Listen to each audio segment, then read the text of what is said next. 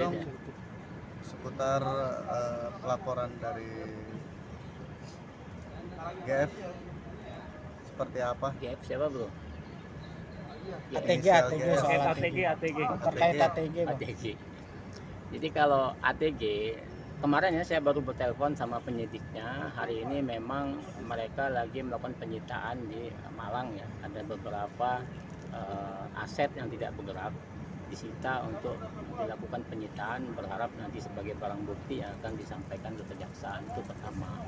Kemudian kedua, berkasnya sudah P19 di Kejaksaan Agung dan hari ini masih dalam proses penelitian dari jaksa peneliti di Jaksa Agung. Apakah berkasnya sudah dinyatakan lengkap, apakah belum? Kalau belum, maka akan dibalik kembali ke Barreskrim untuk dilengkapi petunjuk jaksa. Kemudian ketiga, terkait dengan update para tersangka, sejauh ini baru 3 tersangka yang ditetapkan oleh kawan-kawan penyidik. Maka memang kita mendorong dan berharap harus lebih dari 3 tersangka. Karena kenapa? Kalau bicara robot trading yang lain seperti Net89 dan DNA Pro, itu tersangkanya lebih dari 5 orang. Nah, barang tentu ini skema Ponzi, maka memang tersangkanya harusnya lebih dari 3 orang karena ada terkait dengan posisi-posisi skema Ponzi itu.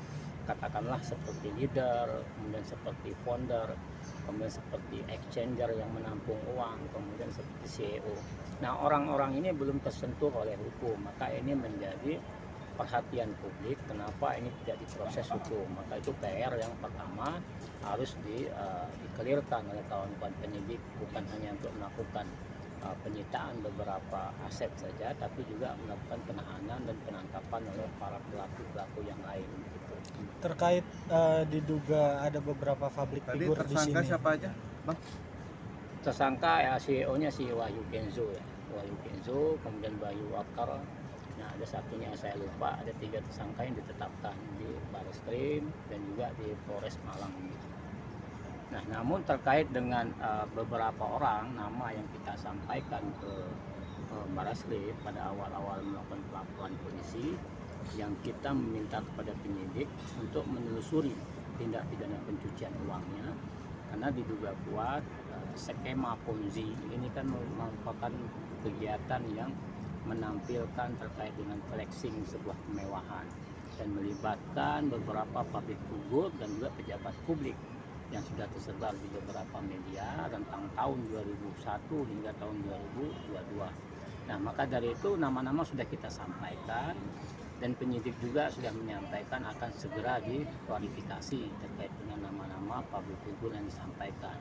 Nah, memang terkait dengan update itu kita belum mengetahui secara pasti ya apakah akan dipanggil atau tidak. Namun update terakhir akan diklarifikasi. Tapi kita berharap nanti pada saat waktunya mungkin bisa jadi nanti akan diklarifikasi. Tapi barang tentu kita menunggu informasi itu dari penyidik.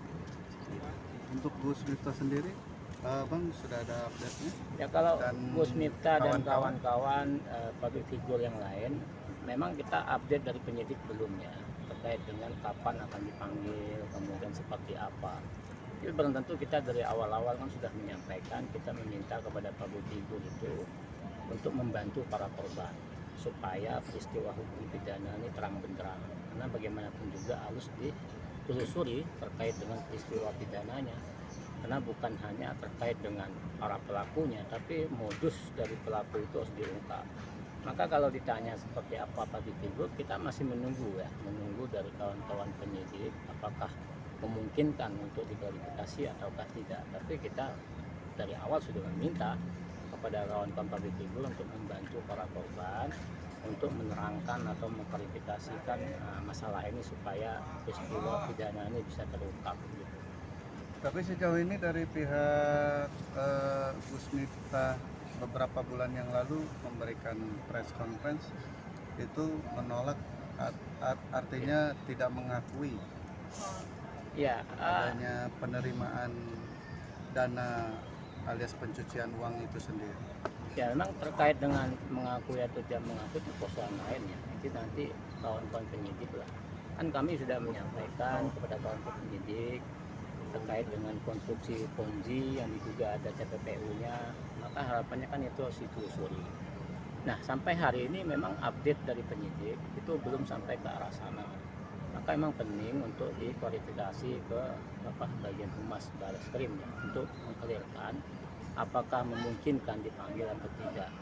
Memang kita dari awal sudah menyampaikan pola-pola yang dilakukan oleh Wahyu Kenzo itu, yang barang tentu itu adalah uang-uang dari para korban yang diputar oleh dia untuk kegunaan aktivitas dia untuk melakukan penipuan terhadap para korban.